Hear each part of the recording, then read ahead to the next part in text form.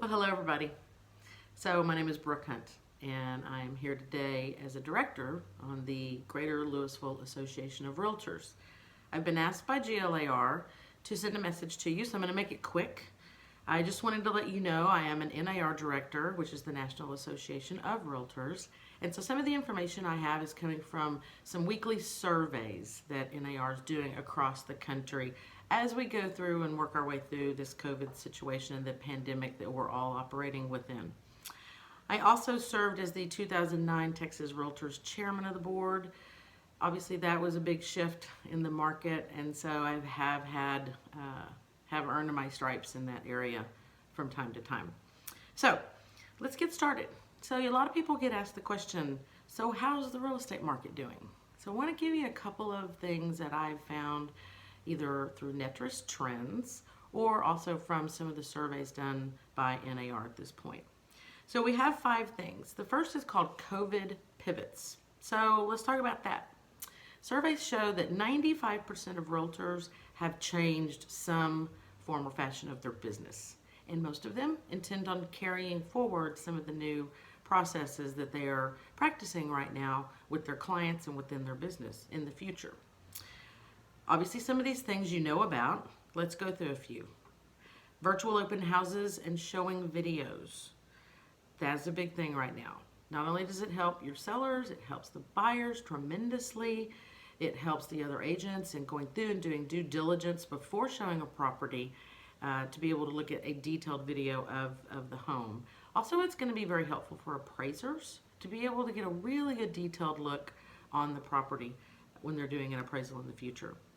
More intense buyer research. We're seeing buyers reviewing sellers' disclosures, surveys, the photos, the videos, all the details of the property, the information on the school districts, and really a lot of them now doing drive-bys before they ever make that call to go in and actually see the property. Fewer showings, but they're more serious buyers. We're seeing sanitation efforts like never before.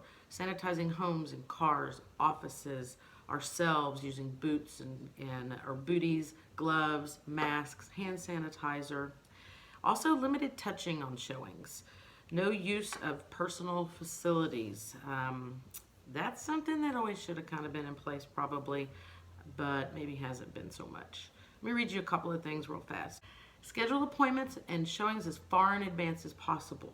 Present a professional appearance at all times, dress appropriately, and drive a clean car. Do not tell people what you think, tell them what you know.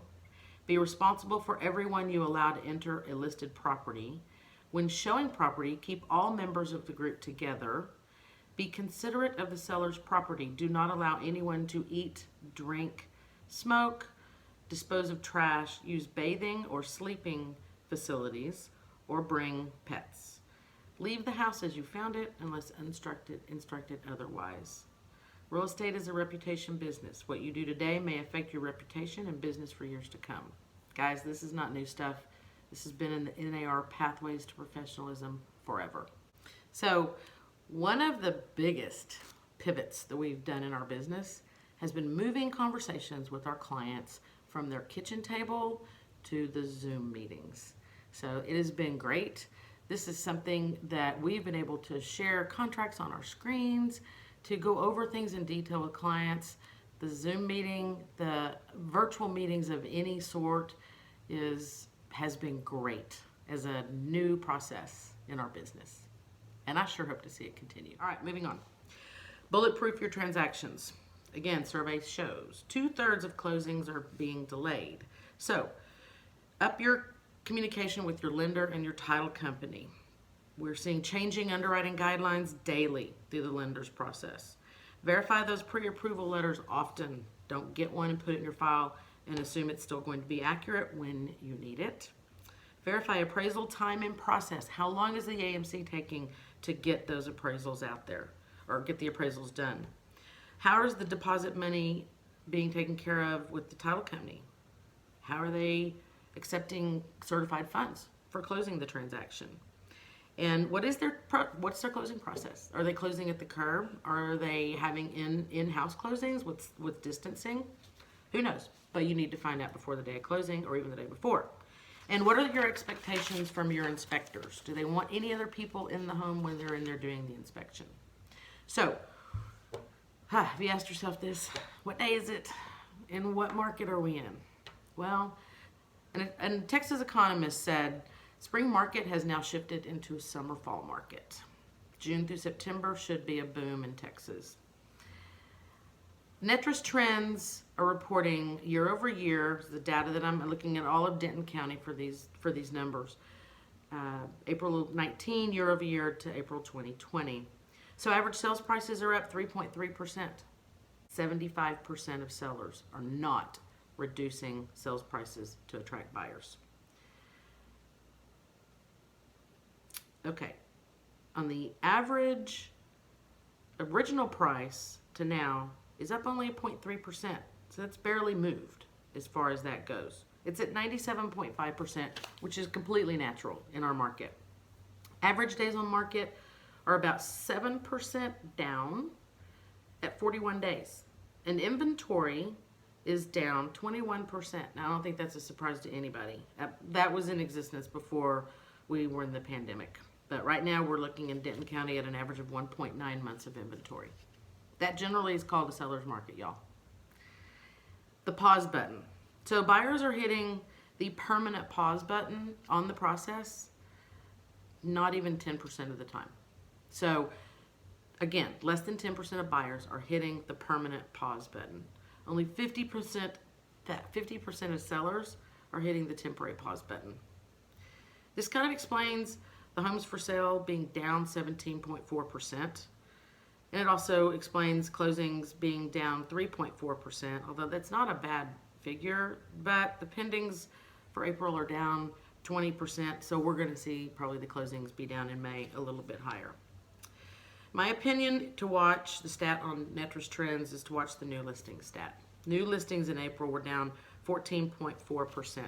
I tried to print this off. I don't know if you're going to be able to see it, but this chart right here. So this was in 2019.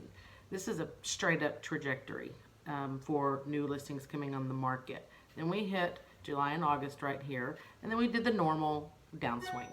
Okay, come over here to 2020, and you'll see the line starts going up at a good pace.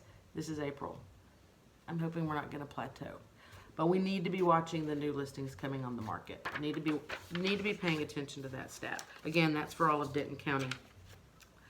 So 2 interesting stats I thought I would share with you from NAR. I kind of like these. One, we've all had buyers that have walked in, and we know that they've been watching HGTV, and we know what those shows look like. And they only get to look at 3 houses, and then they pick one. Well, that's not what my buyers do. So,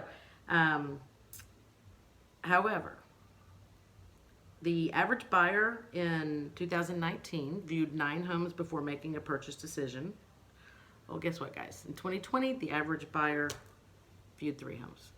So welcome to the world of HGTV. Enjoy it while it lasts.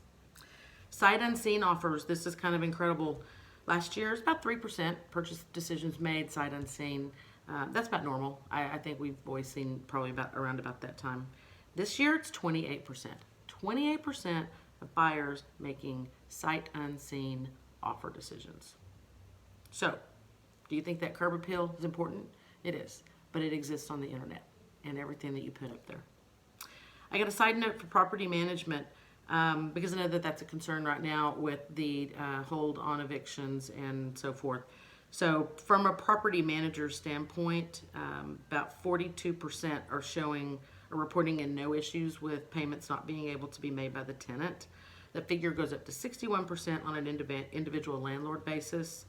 On the yes, we're having questions about holding off on making our rent.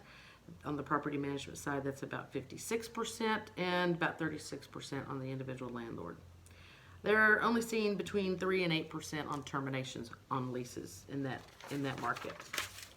So what do? How do you up your game and how do you stay informed? So as an agent, it's our responsibility to always be staying informed. Right now, it's as important as ever. Stay in touch with your clients in your sphere. Remember, they don't care how much you know until they know how much you care. And take a look and make sure you're familiar with the new NAR MLS Clear cooperation policy. That went into effect May 1st. The fines are pretty steep. GLAR is not going to be looking at assessing the fines until the end of this year. However, everybody needs to be aware of it. It has to do with coming soon, when you advertise publicly and when you put it into the MLS. Make sure that you are very well aware of these. There's a lot of free classes that are available out there. There's a lot of big classes that NAR's always been responsible for putting on. You can do them online. There's several that are free and others at discounted rates. Take advantage of that. NAR's new C2EX, which is the Commitment to Excellence certification, that's free. It just takes a little bit of time, not much. Go ahead and work on that. This is a great time to get that underneath your belt. Take a minute to reread the Code of Ethics and your MLS rules and regulations just to refresh your skills. And of course, there's so many Zoom classes available for CE credit. There's so many companies providing awesome Zoom classes. Take time within your companies to take advantage of what you're given there. And NAR mid-year meetings in DC are not going on, but they are all online. So if you have an interest in seeing some of the leading economists and some of their predictions for what's ahead of us, then register today online at nar.realtor and please join us at some of those meetings. So here's your elevator speech for, so how is that real estate market?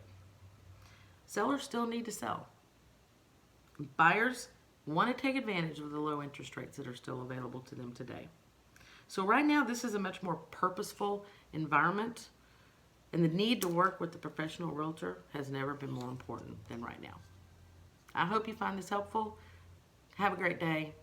Go out there, work hard, stay safe, and be happy. Have a good day.